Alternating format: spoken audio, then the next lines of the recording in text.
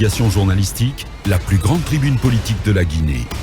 Avec Aboubacar Diallo, Talibé Bari, Mamadou Ouri Diallo, Akoumba Diallo, Kabinet Fofana, Mohamed Kaba, Ibrahima Lincoln Souma, Mamadou Diambalde. Bonjour à tous, bonjour à toutes. Une nouvelle semaine débute en votre compagnie, c'est Mirador. Merci de nous y rejoindre via le www.filmguinée.com ou encore la page Facebook de Film Guinée ou la chaîne YouTube de Film 24. Vous nous rejoignez également à travers nos applis ou à travers le réseau synchronisé de Dabo Média et sur Fraternité Matin, Fraternité plutôt, du côté de Mamou, la ville Carrefour. Allez, c'est parti à la une à ce stade. C'est peut-être un plan taillé sur la comète, mais en réalité, c'est là à tout l'air, c'est là à tout d'un plan démoniaque ourdi par l'ex-président Alpha Condé depuis les Émirats Arabes Unis contre la Guinée. Peut-on l'affirmer sans embâche? Au-delà d'une détermination incoercible de reconquérir un trône perdu sans coup férir le matin du 5 septembre 2021, il s'agit bel et bien d'un plan démoniaque, encore une fois, pour déstabiliser la transition en cours en Guinée, aux grandes dames d'un CNRD accusé de mollesse face au ténor du régime déchu qui semble ressortir peu à peu la tête de l'eau, censé pourtant être en soins dans un hôpital d'Abu Dhabi, isolé et coupé de ses réseaux. L'ancien chef de l'État guinéen qui vient de fêter ses 84 ans, levant le verre, de toute vraisemblance a repris du poil de la bête et s'est remis à son sport favori, les intrigues politiques dans lesquelles il se plaît très bien. En témoignent ses confidences troublantes dans un enregistrement audio qui a fuité le week-end écoulé et devenu viral sur les réseaux sociaux.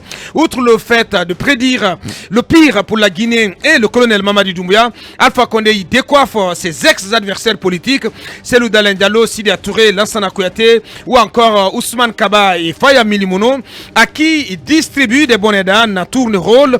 Quelle lecture peut-on faire de cet enregistrement audio qui fait jaser dans la cité? Comment y réagit-on dans le landerneau politique en Guinée? À suivre notre décryptage. Et puis, vous entendrez Dr Ousmane Kaba, président du PADES, il prendra la parole depuis Kankan Kafamouria. Elles sont annoncées comme la grand-messe plutôt de la vérité et de la réconciliation en Guinée.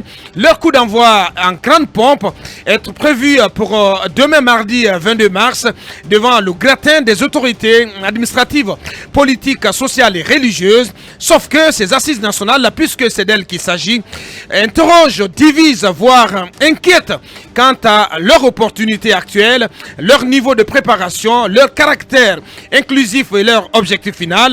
Ces assises risquent notamment de pâtir de la frilosité, sinon d'un certain élan de boycott d'une partie significative de la classe politique plutôt soucieuse du déficit de visibilité de la transition, des interrogations et inquiétudes renforcées par les soupçons de plagiat des termes de référence TDR des assises nationales du Sénégal.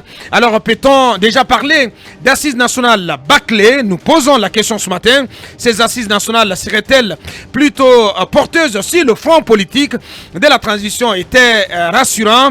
Mirador pose ces questions aux plus concernés au sein du gouvernement. Monsieur le ministre de l'administration du territoire et de la décentralisation, monsieur Mori Condé, prendra la parole dans cette émission. Quand les habitants des quartiers Ermakono 1 et 2, où réside la mère du président de la transition, ont laissé exploser leur colère. C'est vrai, d'électricité et d'eau depuis 2 mois, a-t-on appris. Ils sont descendus dans les rues hier dimanche pour s'insurger contre cette situation devenue pour eux insupportable. Insupportable notamment à en croire un manifestant qui a été interrogé par des médias sur place, parce qu'au même moment, a-t-il confié, il y a du courant matin, midi, soir chez la maman du colonel Mamadi Doumbouya. Il aura fallu plusieurs heures d'intervention pour que les forces de sécurité réussissent à disperser des manifestants déterminés à en découdre et qui scandaient Doumbouya zéro. À suivre le décryptage de nos chroniqueurs. Bien d'autres sujets viendront compléter ce tableau. Encore une fois, merci de la confiance, merci de nous choisir.